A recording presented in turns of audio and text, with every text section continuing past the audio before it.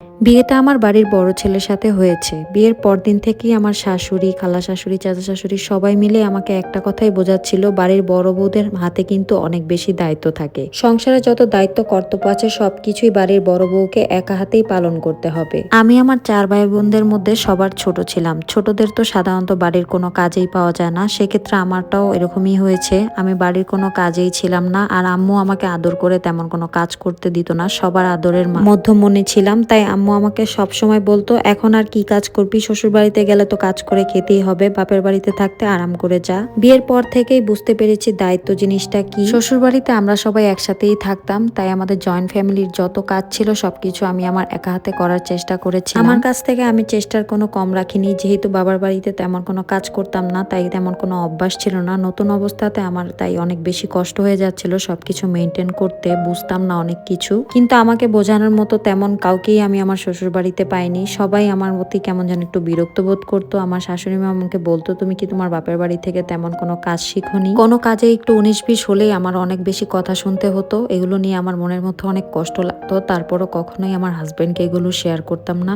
আমার হাজবেন্ডও যেহেতু বড় ছেলে ছিল, তার কাঁধের উপরও অনেক বেশি দায়িত্ব ছিল। আর্থিক দিক থেকে সংসারের যত খরচ আছে সবকিছুই আমার হাজবেন্ডকেই মেনটেন করতে হতো, যেহেতু সে একটু ভালো চাকরি করত। সংসারের জন্য দিনরাত পরিশ্রম করার পরেও তাকে শুনতে হতো সে কি এমন করে সংসারের জন্য। ওনার কোনো অবদানই নেই আমাদের সংসারে। এইসব কথা শুনে তখন আমার অনেক বেশি কষ্ট লাগতো। অনেক সময় অনেক কিছু বলতে চাইতাম কিন্তু বলতে পারতাম না। আমার বিয়ের প্রথম দিক থেকেই আমি সংসারে যত দায়িত্ব আছে সবকিছুই পালন করেছি।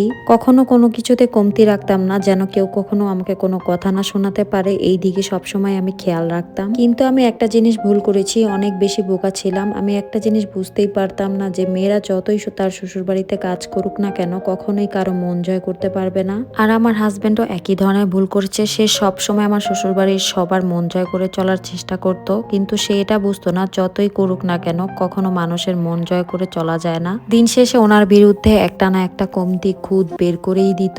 আমার হাজবেন্ড শ্বশুর বাড়ির সবার দায়িত্ব পালন করতে গিয়ে নিজের যে একটা সকালাত আছে সেটাও পূরণ করাটা ভুলে গিয়েছিল। কিন্তু আমার শ্বশুর বাড়ির লোকজন সেটা কখনোই দেখতে পায়নি চোখে। তারা সবসময় তাকে ভুল বুঝেই গিয়েছে। তারা মনে করতো সে হয়তো বা তার আর তার বউর ফিউচার করছে, তাদের ভবিষ্যতের কথা চিন্তা করছে। কিন্তু দিন শেষে সবার চাহিদা পূরণ করতে গিয়ে আমাদের আর তেমন কিছুই থাকতো না। ভবিষ্যৎ আর কি চিন্তা করব।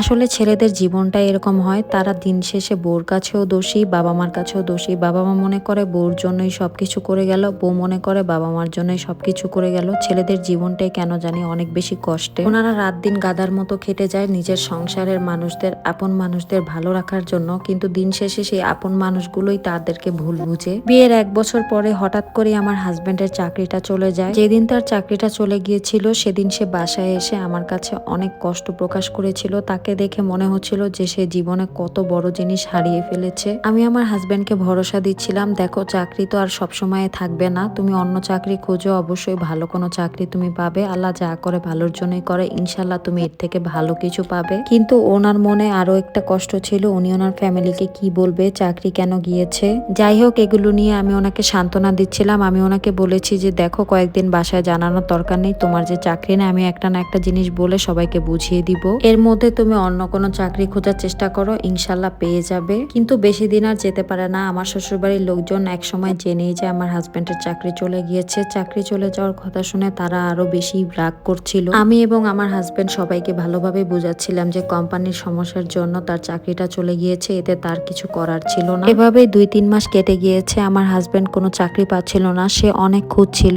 আসলে সময় মতো কোনো কিছুই পাওয়া যায় না। অন্যদিকে আমার শ্বশুরবাড়ির লোকজন এসে আমাকে অনেক বেশি কথা শোনাতো। আমাকে বলছিল হাজবেন্ডের চাকরি গিয়েছে তো কি হচ্ছে, যেহেতু হাজবেন্ড শিক্ষিত তাহলে তাকে একটা ব্যবসা ধরিয়ে দেখ, তুমি তোমার বাপের বাড়ি থেকে কিছু টাকা পয়সা নিয়ে আসো, আমরাও কিছু দিই, ও একটা ব্যবসা করুক। এভাবে যদি ঘরের পুরুষ মানুষ বাসায় বসে থাকে তাহলে সংসারই বা কিভাবে চলবে, এভাবে তো করা সম্ভব না। আমি আমার শ্বশুরবাড়ির লোকজনদেরকে অনেক বোঝানোর চেষ্টা করছি, যেহেতু ওর মাত্র 2-3 মাসই হয়েছে, ওনার চাকরিটা নেই, ওনাকে কিছু সময় দেওয়ার জন্য। ওনাকে একটু সময় দিলে হয়তো বা উনি ভালো কিছুই করতে পারবে। আমিও আমার হাজবেন্ডকে বলেছিলাম যে যেহেতু চাকরি পাচ্ছ না তাহলে ব্যবসা শুরু করো, ব্যবসা শুরু করার জন্য যদি কোনো হেল্প লাগে আমি আমার বাবার বাড়ি থেকে এনে দেই। কিন্তু উনি কখনো এসবে রাজি ছিল না। উনি কখনো আমার বাবার বাড়ি থেকে কিছু আনা নেওয়া এগুলো পছন্দ করতো না। কিছুদিন অপেক্ষা করার পর আল্লাহর রহমতে উনি একটা খুব ভালোই চাকরি পেয়ে যায়। সবকিছু আল্লাহ তাআলার ধৈর্যের ফল। তো আজকের ভিডিওটা এই পর্যন্তই রাখলাম। যারা লাস্ট পর্যন্ত দেখেছেন সবাইকে অনেক অনেক ধন্যবাদ। সবাই ভালো থাকবেন, সুস্থ থাকবেন। আল্লাহ হাফেজ।